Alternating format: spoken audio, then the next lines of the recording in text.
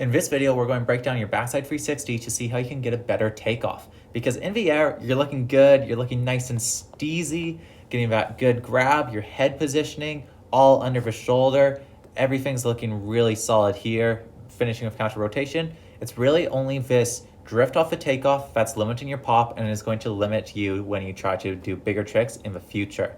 So how do we fix this? There's going to be a couple things that you need to change. The main problem is your head positioning.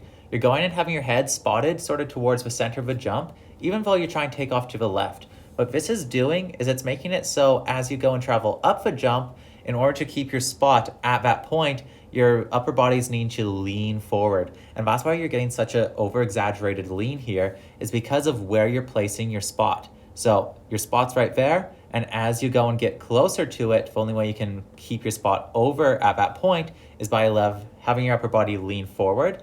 And this is making it so when you go and actually do your snap and your spin, you're already lost your edge pressure because you can't hold edge pressure while traveling that sideways. And you're already in a bit of a compromised position, making it so you have not much range of motion for rotation and not much pop off the jump. So how do we go and fix this? The first thing you can change is on your heel side approach.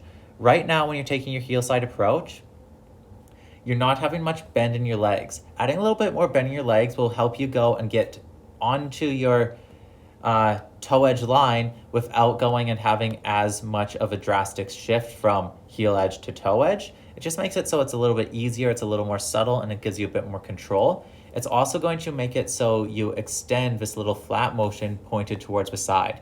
So you are coming out at a good angle towards the jump. You always want your board to be pointed towards that back corner, so it gives you more room to go and turn off the jump. The problem here is you aren't engaging your edge. So there's a little band-aid fix that will just make this a little bit easier, and then we'll go get into the real fix.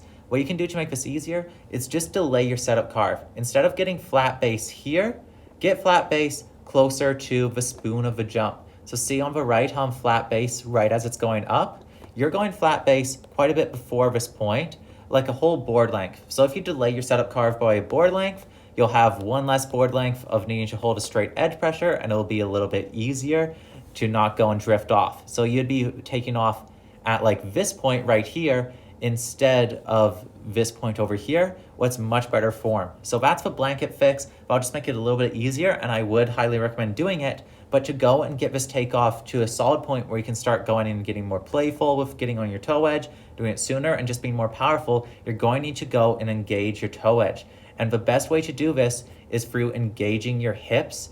And to do this, you need to add a little bit of torsion in your core and your upper body, loading weight onto that back leg as you go and open up your chest. You're not opening up your chest to get a big wind up for a big snap, but you need your chest to be slightly open towards the corner of a jump so you have range of motion to play with. So as you're going and getting on that toe edge, instead of going and immediately turning, instead you have a bigger platform to hold a position before your shoulder gets closed off. Because the reason why these turns happen is because the shoulder gets closed off. And when your shoulder's closed off, your board's naturally going to turn into it. Think about turning down a slope. If you close your upper shoulder while you're riding on the slope, it's going to make your board want to turn. So to fix that, we need to go and make sure that your upper body is more stacked over top of your snowboard and your hips and chest are slightly opened towards the side of a jump. If we go and zoom in to me here, you can see that I have a little bit of hunch over, a little bit of bend in my legs, but there's two main differences. First, my arm is visible from the back there, it's close to my hip. And second, I'm going and having a straighter spine. So see how your spine's rounding a little bit? Rounding of the spine makes it so more of your weight goes up and over the toe edge, because think of sort of, I don't know, like a giraffe, you know? A giraffe has a heavy head, it's going to be more weight because when it's like bending, versus if it does a straight line, it'll be able to hold out a lot more. I don't know if that works for an analogy, but we'll go with that. Basically, back a little bit straighter and having that rotation in your hips, so your arms and chest open towards where your board's taking off a little bit more will really help.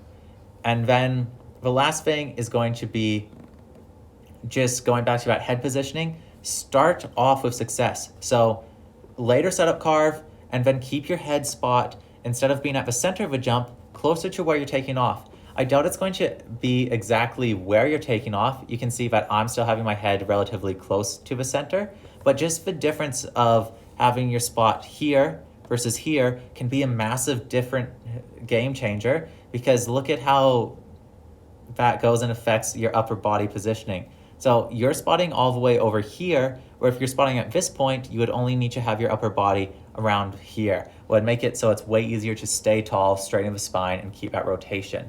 So go make those changes to your setup carve, and that's going to just give you such a more powerful backside 360. I'm not going to really comment on in the air here because you're going and getting a good rotation. I do like a little bit of bend in upper body.